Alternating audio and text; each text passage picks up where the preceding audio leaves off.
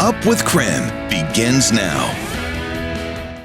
Good morning and thank you for joining us here on Up with KREM. Time now is 6 a.m. Lots of news to get here to this morning, but first we want to get over to the Weather Center with meteorologist Thomas Patrick. He's standing by, and also some pretty important news that you're sharing with us about the forecast this Thanksgiving week. Yeah, good morning, Brandon, and a happy belated birthday to our own chief meteorologist, Jeremy Legou, happy birthday, well. For our weather, though, this week, it is going to be important. A lot of people having asked me questions about a travel forecast. I have a lot of friends, family members, and a lot of you probably getting ready for a trip either across the state or maybe families visiting from Seattle. I think everybody needs to be aware on Wednesday, especially for Mountain Pass snowfall. We'll have some moderate impacts there. We could very well see our first lowland snowfall on Wednesday morning. Kind of more bark than bite this time around, just because I think it ends up being a very slushy, a very wet snowfall that'll have a hard time sticking at first, but we will see how things play out for Wednesday morning. That's just a time frame I want everybody to at least be aware of, especially if you are traveling by car around the region. This morning, cold front passing through, temperatures right now in the upper 30s, but it's the wind chill that feels a lot worse. The wind gusts are well up into the 20 mile per hour range, making it feel like it's in the 20s this morning because of those winds.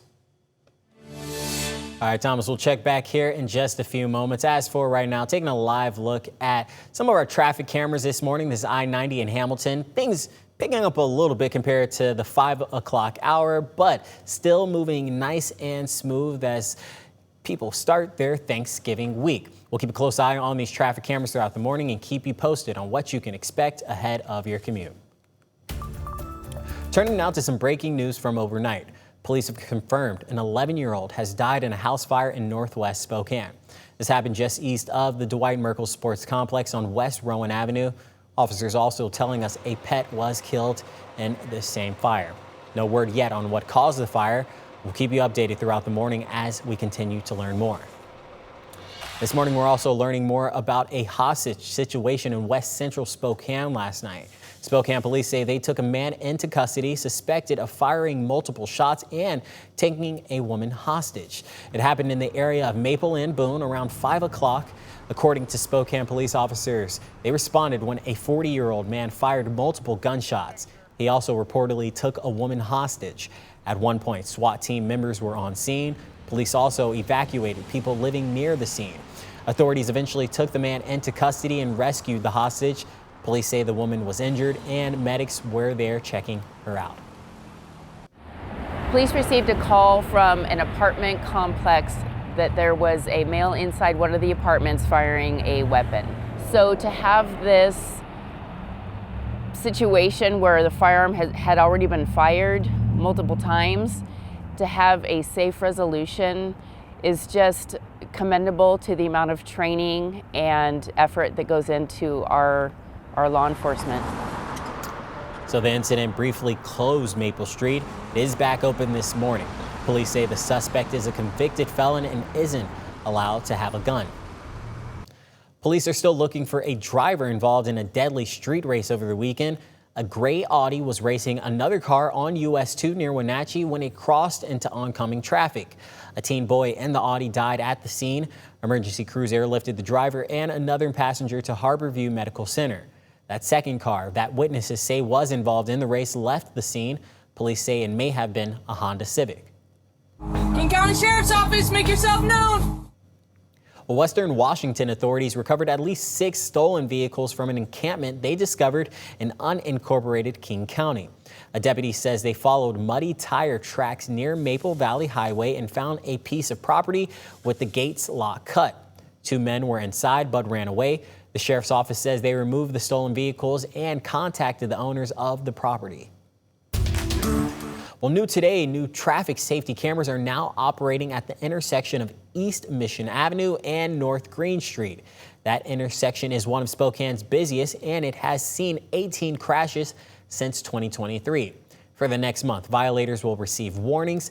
After that, red light runners will get a $145 ticket. Traffic safety cameras will also soon go in near Shadle Park High School, Shaw Middle School, and at the intersection of North Division East and East Magnesium Road. Well, happening today, Spokane City Council is meeting this evening for some important votes. Here's what you need to know. The city of Spokane is in a $13 million budget deficit. Tonight, council members will vote on a series of changes to the city budget. The mayor's plan includes eliminating nearly 20 positions to save money. Before approving the budget, the council will then consider some amendments. They include increasing library funding, adding a public defender position, and cutting funding for the city council office. City Council is also voting tonight on a proposed commercial parking tax that could impact drivers and local businesses. The ordinance would raise parking taxes by 12% for surface lots and 6% for garages.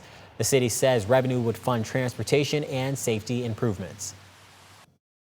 This is one of those sources of funding that will enable us to keep moving forward with our street projects that we have planned, but also with just that basic upkeep, potholes, snow plowing, etc. With the cost of inflation and with no additional funds in sight, we're definitely facing cuts to those essential services. So this will allow us to not make those cuts. Well, the tax would be new for Spokane, but many other cities already have parking taxes such as this one. Council is also looking at a ban on algorithmic rent price fixing. That's when landlords use the same pricing software, causing rents to rise together. The proposal would update several parts of the city's rental code. Taking a live look now at the White House this morning, Ukrainian President Volodymyr Zelensky could be there later this week as President Trump's deadline for the Ukraine peace plan looms. Here's the latest from the Oval Office.